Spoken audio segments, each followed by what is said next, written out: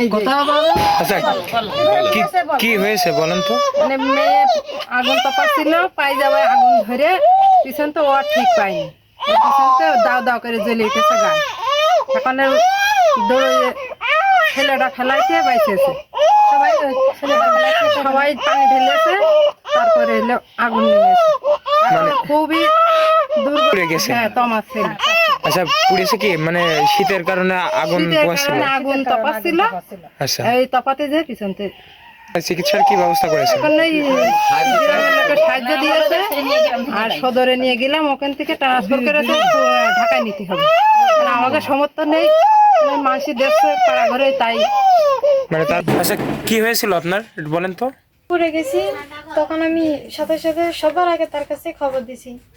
সে আসেনি, শাওরিও আসেনি, বলেছে যে তারা আমার কোনো খোঁজ খবর নেবে না, সন্তান তাকে না, তারা কোনো সম্পর্কই রাখবে না আমাদের সাথে, মানে ফোন টোনও দেয় না। বলেছে যে মানে খুবই অত্যাচার করেছে, বাচ্চা পেটে থাকাকালে আমার শাওরি ধরে ধরে অত্যাচার করে, স্বামী করে, তাকে গুণা গোষ্ঠী ধরে আমার অত্যাচার খুব,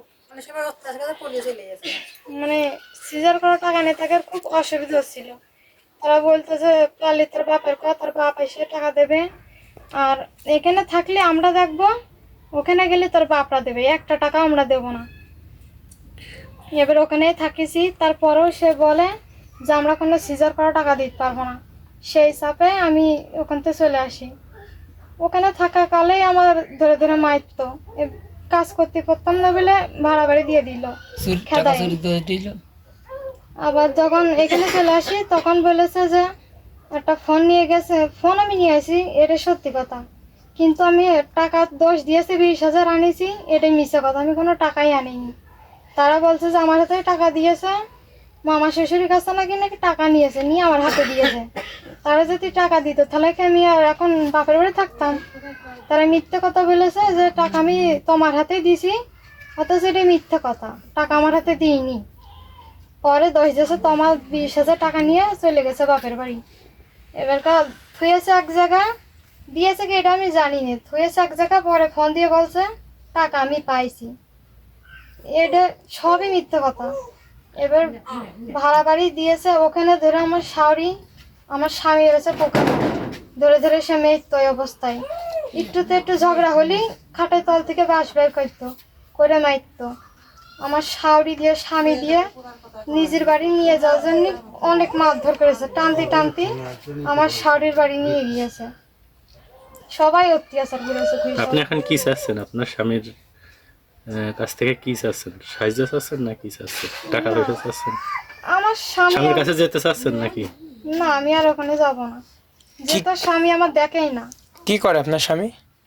ওই সারের একটা কারখানায় কাজ করে, মানে 2 নম্বর কাজ করে। মানে এই এই যে আপনার যে অবস্থা, নিচের অংশ ফুল পুড়ে গেছে, এই পুরার ব্যাপারটা তাদেরকে জানাইছেন তো?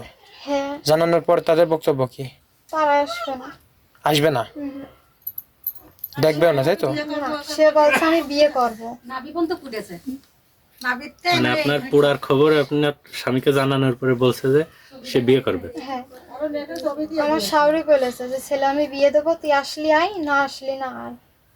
পুড়ে যাওয়ার পরে এই কথা বলছে? হ্যাঁ, আচ্ছা। আচ্ছা পুরার ঘটনা কতদিন আগের, মানে আপনার কতদিন চলছে এরকম? 1 সপ্তাহ মতন। এর ভিতর চিকিৎসার ব্যবস্থা কি করে হচ্ছে? ওই মানসি দিচ্ছে তাই। আপনার শ্বশুর বাড়ি থেকে কোনো কিছু না, খোঁজ খবর, টাকা পয়সা এগুলো কিছু দিচ্ছে না? না, তারা ফোনই দিচ্ছে না। যাচ্ছে না? হ্যাঁ, তো আপনি এই ক্ষেত্রে কি বলতে চাচ্ছেন? প্রশাসনের কোনো সহায়তা নিতে চাচ্ছেন না? থানা পুলিশে তো জানাইছেন কি? না সেসব কিছুই করিনি। বলে করেননি না? আপনাকে কোনো যৌতুকের জন্য কোনো করতে নাকি, চাপাচাপি করতো? টাকা পয়সা আছে? তেমন কিছু না, তেমন কিছু না।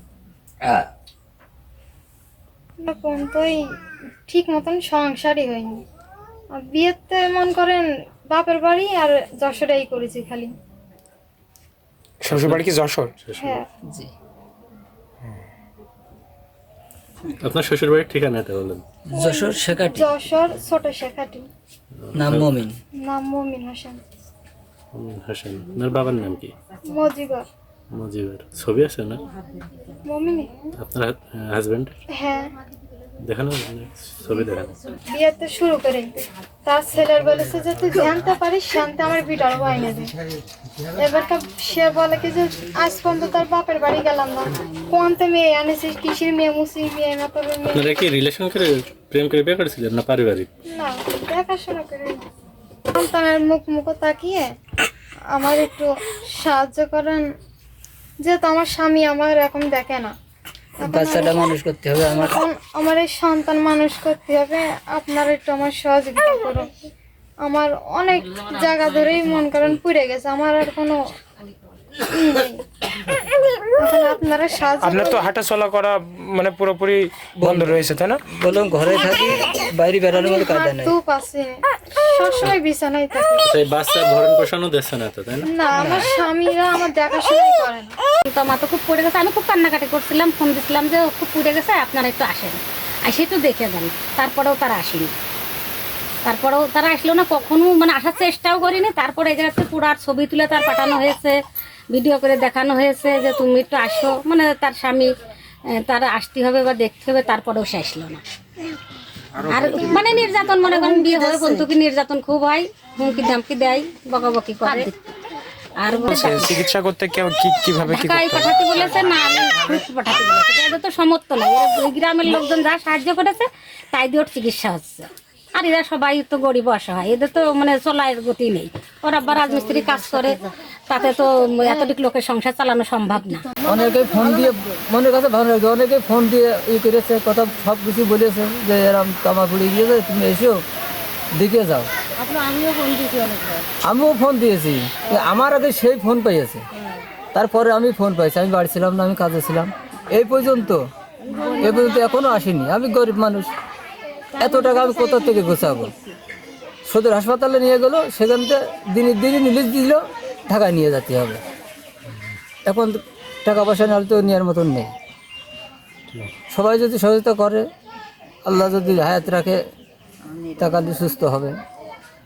10 জনের দোয়ায়।